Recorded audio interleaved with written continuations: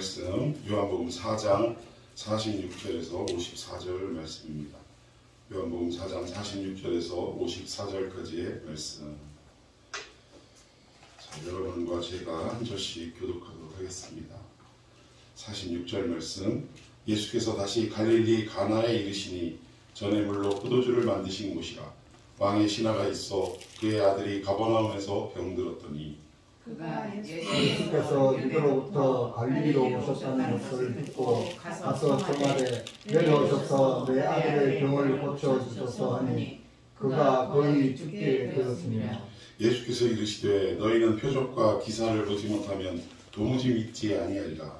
신하가 이르되 주여 내 아이가 죽기 전에 내려오소서. 예수께서 이르시되 가라 내 아들이 살아있다 하시니 그 사람이 예수께서 하신 말씀을 믿고 가더니 내려가는 길에서 주동이들이 오다가 만나서 아이가 살아있다 하더니 그 낫기 시작한 때를 물은즉 어제 7시에 열기가 떨어졌나이다 하는지라.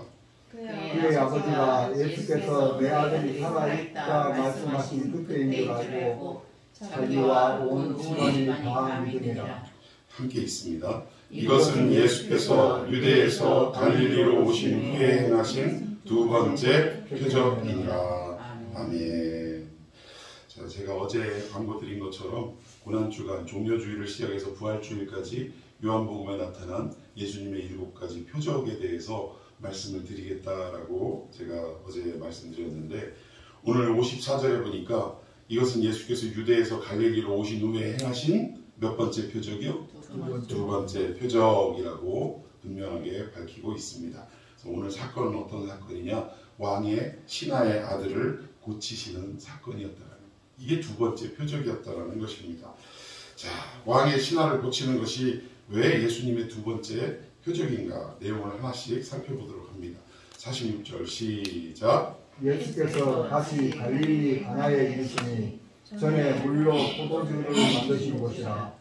왕의 신하가 있어 그의 아들이 가버나움에 병들었더니. 이 내용을 보니까 갈릴리 가나에서 물로 포도주를 만드신 그 장소라는 것을 언급을 하고 있어요. 그러면 이 사건이, 지금 왕의 신하의 아들을 살리는 이 사건이 우리 바로 직전에 나왔던 가나 혼인잔치 사건과 연관성이 있다는 것을 지금 암시하는 것입니다. 이 두 사건이 뭔가 예수님이 의도하고 드러내시고자 하는 메시지가 동일한 것이 있다는 것. 그 내용이 무엇인가? 여기 보니까 한 사람이 등장하는데 왕의 신하라고 합니다. 여기 왕은 당시에 통치하던 헤롯 왕을 얘기합니다. 헤롯 왕의 신하, 그런 것으로 봐 상당히 좀 고위직에 있었던 사람이 아닌가 싶어요. 근데 이 아들은 어디에서 지금 자리하고 있으면서 지금 병석에 있느냐? 가버나움이라는 지역에서 지금 누워있는 거예요. 상당히 좀 병이 깊고 심각했던 것 같습니다. 그리고 가나와 가버나움 사이의 거리는 약 30km 정도 떨어져 있는, 그렇게 짧지 않은 그런 거리예요. 예수님이 다시 가나 지역에 왔다라는 소식을 듣고 이 왕의 신하, 상당히 고위직에 있던 이 사람이 지푸라기 하나라도 잡고자 하는 그런 심정으로 예수님께 30km를 단걸음에 달려와서 내 아들을 살려달라고 지금 부탁을 하는 것입니다.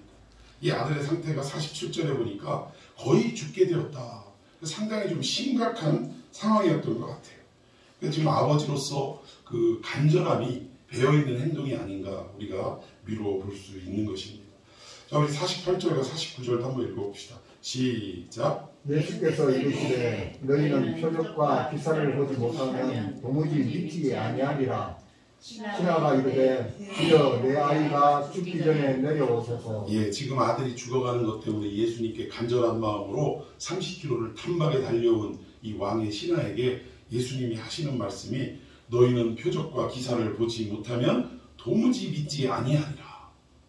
어감이 지금 이게 고쳐주시겠다는 거예요? 아니면 안 고쳐주시겠다는 거예요?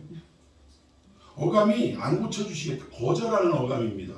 마치 마리아가 잔치집에 포도주가 떨어져서 아들아, 예수야, 이 잔치집에 포도주가 떨어졌으니 포도주 좀 만들어 다오 라고 부탁할 때 여자여 이것이 나와 무슨 상관이 있나이까?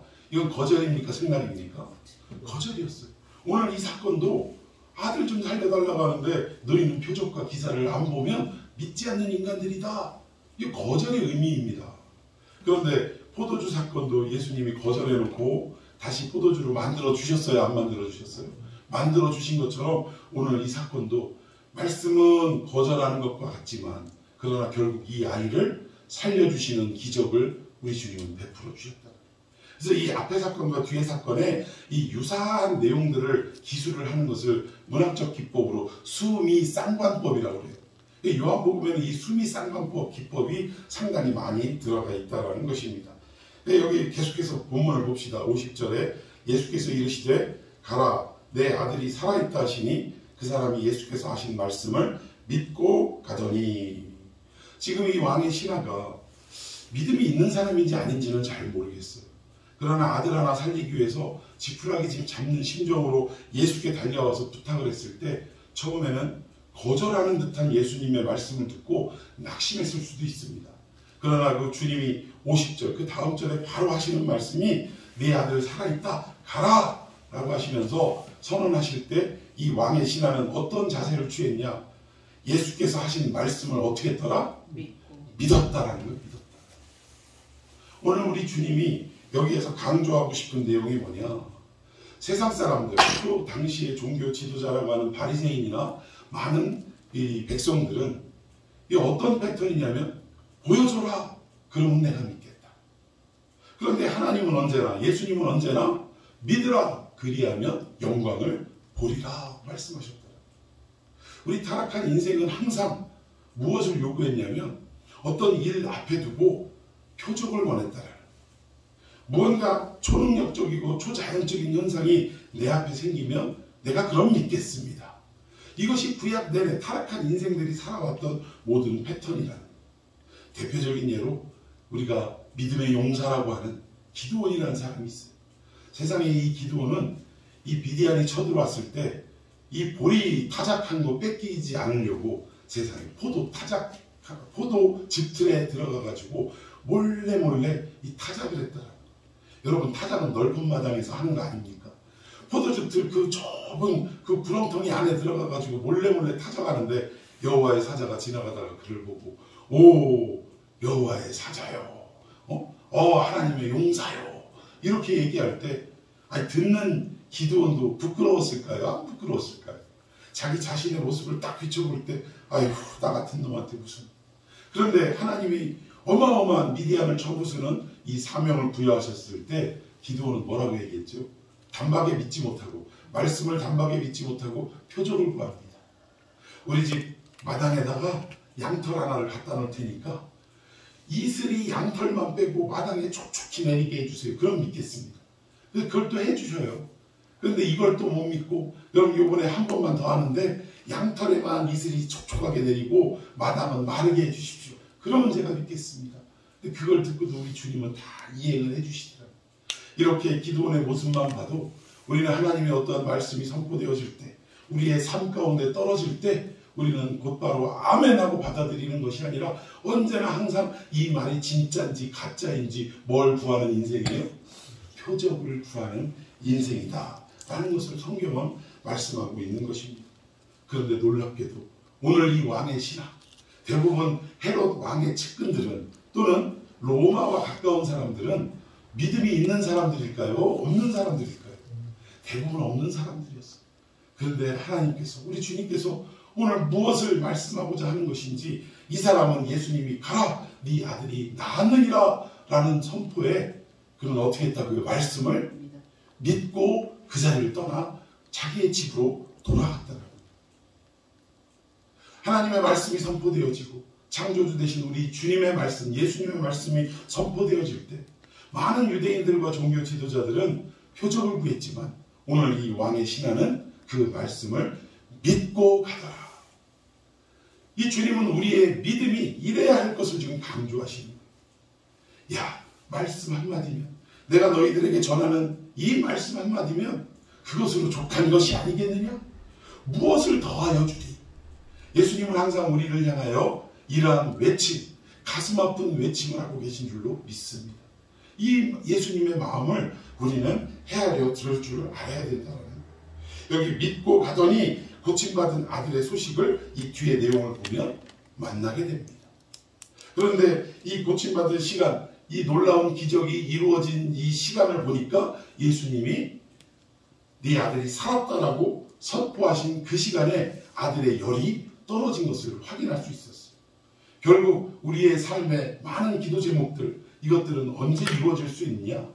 우리에게 어떤 표적을 구해서 그 표적을 확인하고 난 뒤에 이루어지는 것이 아니라 하나님의 말씀이 우리 가운데 선포되어질 때 우리가 그것을 정말 의심 없는 마음으로 말씀 그대로를 받아들이고 아멘으로 그 말씀을 먹어버릴 때 그때 우리 삶에 놀라운 일들이 나타나게 될 줄로 믿으시기를 바랍니다.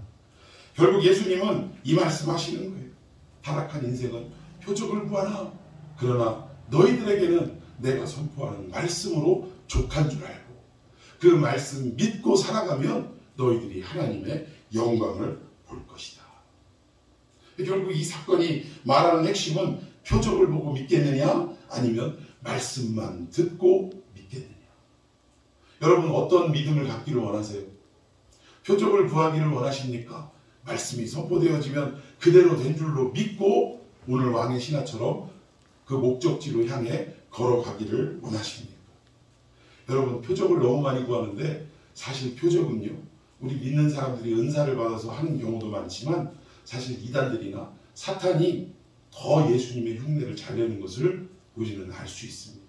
그 내용을 한번 살펴보자면 마태복음 24장 24절입니다. 자, 함께 읽습니다. 시작. 거짓 그리스도들과 거짓 선지자들이 일어나 큰 표적과 기사를 보여 할 수만 있으면 택하신 자들도 미혹하리라. 예, 같은 내용인데 마가복음에서는 거짓 그리스도들과 거짓 선지자들이 일어나서 이적과 기사를 행하여 할 수만 있으면 택하신 자들을 미혹하려 하리라. 여러분 이 시대도 마찬가지예요. 지금 특히 이 중국이라는 땅에 한국에서 기독교라는 이름 하에 많은 종교들이 들어가는데 세상에 이 기독교도 아닌 것들이 기독교라는 이름으로 지금 그 대표적으로 신천지나 또 JMS나 요즘 JMS 얼마나 지금 시끄럽습니까? 그냥 막 정체가 막 드러나니까 나라 전체가 지금 시끌시끌한 거예요 지금. 그런데 이런 잘못된 이단 종파들이 그 땅에 들어가서 복음이랍시고 선포해가지고 많은 사람들을 현혹하고 미혹하는데 그 과정 속에 이들이 가짜 기적을 일으키기도 하지만 실제로 어떤 능력을 부여받아서 사람으로서 할 수 없는 놀라운 일들을 해가는 일들이 종종 있다고 그래요. 여러분 오히려 예전에 그 전도관 박태선 장로 뭐 하늘에서 강로가 내린다, 이슬이 내린다 이거예요. 그것이 뭐 진짜인지 아닌지는 저는 이제 뭐 상당히 좀 어린 나이여가지고 확인할 수는 없었습니다만 나중에 이렇게 들리는 얘기에 보면 별 이상한 기적들, 병자가 낫고 뭐 이런 기적들을 체험하다 보니까 세상에 그 박태선 장로가 하나님이라고 착각을 하고 그리고 그 본인도 자기가 하나님이라고 거짓 선포를 하면서 나중에 사람들이 박태선 장로가 장로라고 표현하기도 그러죠. 이 이단의 괴수가 발 씻은 물을 그걸 영생수라고 생각하고 그거를 사서 먹거나 어떤 자기의 아픈 환처 위에 바르려고 줄을 서서 그 물을 사는 진풍경이 일어났던 적도 있더라고요. 여러분 이렇게 사람들이 넘어가는 것은 무엇을 보기 때문이죠? 표적을 보기 때문이에요. 그래서 우리의 믿음의 기초는 표적에 있어서는 안 될 줄로 믿습니다. 언제나 말씀에 기초를 두고 우리의 눈에는 무엇 이상 현상 놀라운 일들이 벌어지지 않는다 할지라도 우리 주님께서 가라사대라고 선포하시고 말씀을 주시면 그것으로 다 족한 것으로 믿고 의지하며 나아가야 한다는 사실입니다. 여러분 당시에 종교 지도자들이 얼마나 어떤 일이 있을 때 표적을 구했는지 몰라요. 자, 마태복음 28장 38절 한번 읽어봅시다. 시작. 그때 서기관과 바리새인 중 몇 사람은 말하되 선생님이여 우리에게 표적 보여주시기를 원합니다. 예, 이렇게 서기관과 바리새인들은 항상 선생님이여 또는 어떤 선지자에게 표적 구하기를 요구했다라. 이 결국 그 2000년 전 이들의 이야기가 아니라 사실 오늘을 살아가는 우리 성도들도 어떤 일 앞에 항상 이것이 응답입니까 아닙니까 뭘 구해요? 표적을 구할 때가 많아요. 극단적으로 설명하면 리모컨이 왼쪽으로 넘어갑니까? 오른쪽으로 넘어갑니까? 오른쪽으로 넘어가면 하나님의 응답이고 왼쪽으로 넘어가면 사탄의 장난인 줄로 알겠습니다. 이거 꼭 뭐하고 똑같아요? 옛날 개그 콘서트에 나오는 부채도사하고 똑같아요. 우리의 신앙이 이런 표적을 구하는 이런 일들이 너무나도 많이 있다는 것입니다. 그래서 왕의 신앙을 고치는 이 사건은 우리 주님께서 말씀만 믿고 의지하면 너희들이 하나님의 영광을 볼 것이다. 그리고 그 말씀은 누구의 입을 통해 나오는 말씀이냐? 하나님의 보내심을 입고 너희들을 구원하기 위해 십자가에 달려야 할 내 말을 믿으면 너희들이 하나님의 영광을 볼 것이다. 이 말씀을 계속적으로 강조하시는 거예요. 표적을 구하는 이들에게 자 계속 39절도 읽어봅시다. 시작. 예수께서 대답하여 이르시되 악하고 음란한 세대가 표적을 구하나 선지자 요한의 표적밖에는 보일 표적이 없느니라. 예, 제가 지금 잘못 썼네요. 요나의 표적입니다. 요한의 표적이 아니라. 자, 그런데 어쨌든 지금 표적을 구하는 이 세대 앞에 뭐라고 선포하시냐면 악하고 음란한 세대라고 주님은 말씀하세요. 결국 우리의 신앙이 표적을 구하는 신앙이 되면 결국 우리는 주님이 어떻게 평가하시냐? 이 악하고 음란한 세대라고 평가하신다. 우리는 말씀만 믿고 말씀대로 이루어질 줄로 믿습니다 라고 나아가는 신앙이 되어야 한다는 것입니다. 표적을 구하는 자들에게는 어떤 표적밖에 보이지 않느냐? 요나의 표적밖에는 보일 것이 없다라는 거예요.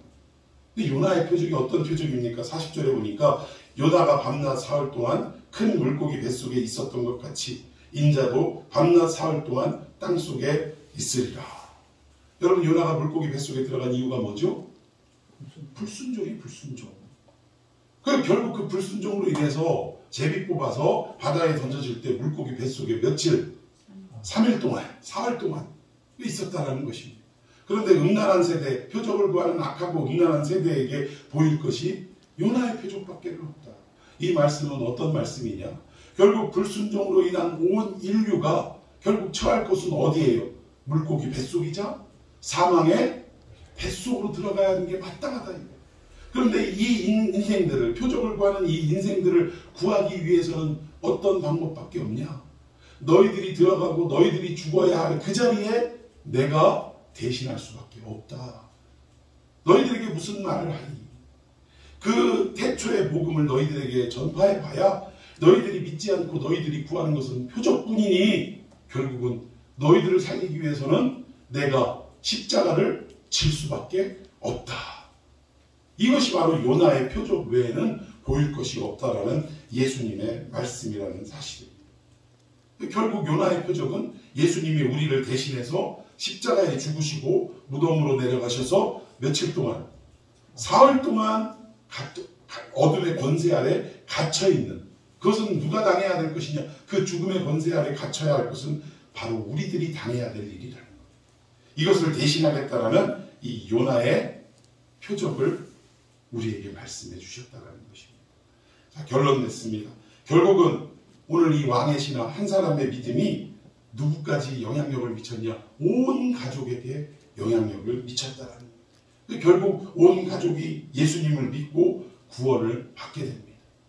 여러분, 오늘 이 시대에도 우리가 어떠한 표적이나 또 다른 초자연적, 초능력적인 현상을 기대하는 것이 아니라 아무리 이해도 안 되고 설득도 안 되고 너무나 막막한 상황 속에 있다 할지라도 우리 주님께서 우리의 죄를 구원하기 위해 이 땅에 오신 우리 주님의 말씀 한마디면, 그 말씀을 믿기만 하면 결국은 지금은 한 치 앞도 내다볼 수 없는 캄캄한 암흑 속에 있다 할지라도 반드시 광명한 빛을 보게 될 줄로 믿으시기를 바랍니다. 아멘. 오늘 주제는 정확하게 뭐냐? 우리가 말씀 듣고 신앙생활을 한다고 하지만 어느샌가 내 속에 표적을 구하고 말씀만으로 충분치 못하다라고 이렇게 여기며 살아가고 있던 패턴은 없었느냐 이거예요. 오늘 이 말씀을 통해서 나의 믿음의 눈금이 한 눈금이 더 성장하는 역사가 일어나야 됩니다. 그건 뭐냐? 주님, 어떤 상황 속에서도 말씀으로 충분합니다. 그리고 제 신앙은 말씀의 기초에서 자라가는 신앙이 되기를 원합니다. 이러한 믿음의 회복이 이루어져야 될 줄로 믿습니다. 2000년 전에 예수님이 이렇게 오셨건만 많은 백성들은 결국 예수님을 그 말씀의 의도를 깨닫지 못하고 계속적으로 뭐만 보이기를 원했느냐? 표적 구하기만 원했다. 여러분 한번 이 사람들이 어떤 평가를 받는지 봅시다. 마태복음 7장 22절에 그날에 많은 사람이 나더러 이르되 주여 주여 우리가 주의 이름으로 선지자 노릇하며, 선지자 노릇은 어떤 노릇이냐? 아니 하나님 말씀 받고 이 사람들에게 전파하는 게 선지자 아니겠어요? 대언하는 게. 그 결국 우리가 땅끝까지 증인되라 명령하신 말씀 따라 믿지 않는 자에게 말씀 선포하는 게 무슨 노릇하는 거예요? 선지자 노릇하는 거예요. 그렇게 했는데 또는 주의 이름으로 귀신도 쫓아냈대요. 은사를 받고 뭐 여러 각종 능력을 받아가지고 귀신도 쫓아내며 또 주의 이름으로 많은 권능을 행했다는 거예요.